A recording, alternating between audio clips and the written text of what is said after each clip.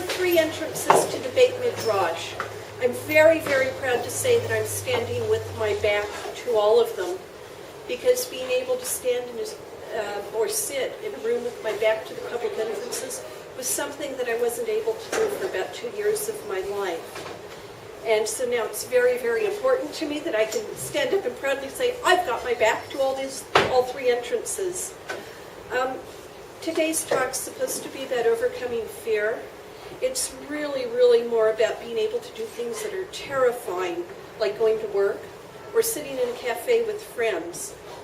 My fear developed because for 15 months of my life, I really was afraid that people might try to kill or kidnap me. I had no reason to think that there weren't people who didn't want to kill or kidnap me, because that had happened to people very, very similar to myself. People who were members of the U.S. military serving in Turkey in the late 1970s. I have wonderful memories of Turkey, of the food, of the historic sites, of most of the people were very warm and friendly and welcoming. But those memories jostle with my memories of fear. Like a lot of countries, Turkey had a lot of political violence in the 1970s. In Turkey, the violence escalated very rapidly. Terrorist groups splintered into more and more terrorist groups. Rand Corporation has done a research study on terrorism in Turkey in the 1970s and determined that there were at least 30 armed groups operating, ranging from people on the very, very far right to people on the very, very far left. Between 1976 and 1980, actually the years I was in Turkey, 4,500 Turks were killed in terrorist attacks, mostly in the cities, but the terrorists were actually operating throughout the country.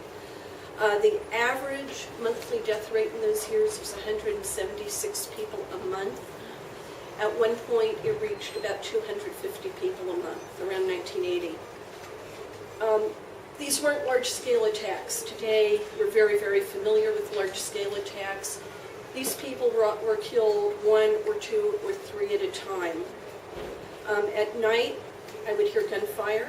I would occasionally hear explosions. And I'd hear whistles, like bird calls. And those whistles were actually members of the terrorist group that staked out my neighborhood, communicating with each other. One night, the elderly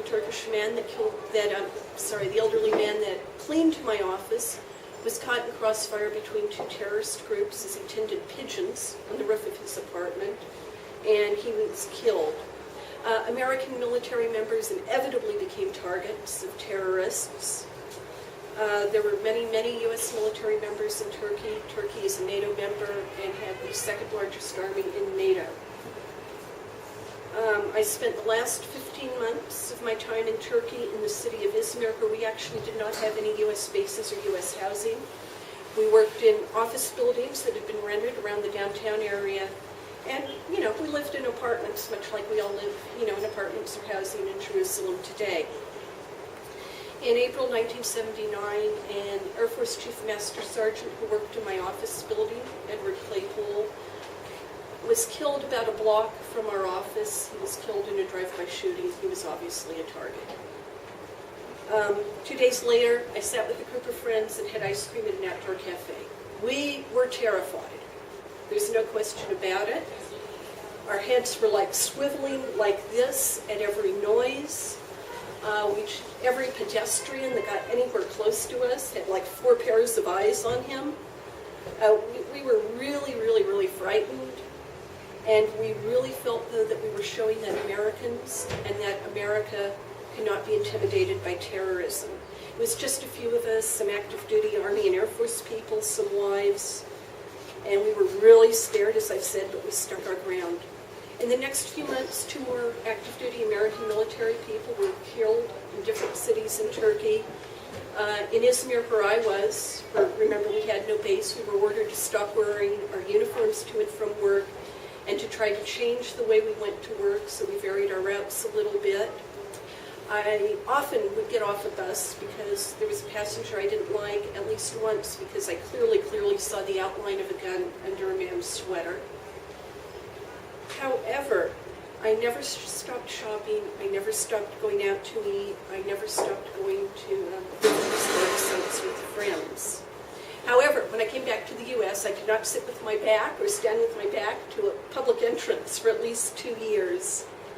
Over the years, this fear has very much receded, but I don't think it will ever totally be gone. Yehuda Hamahai has written a poem called What I Learned in the Wars that really describes my feelings. And one of the things he writes is, and even in wedding halls, to always watch the little door with the exit sign in red letters. Amahai describes a fear that's always a little bit present, even in moments of joy. In a few minutes, many of us will say a verse from Mishlei as we daven Mincha, have no fear of sudden terror. As beautiful as the verse is, I don't think that's a reasonable expectation for me or for most of us. I think what counts is the ability to continue your life, to carry out your convictions, even when fear accompanies your most simple activities. Thank you. אני קם בעברית בבוקר, ושותה בעברית קפה, משלם בעברית ביוקר.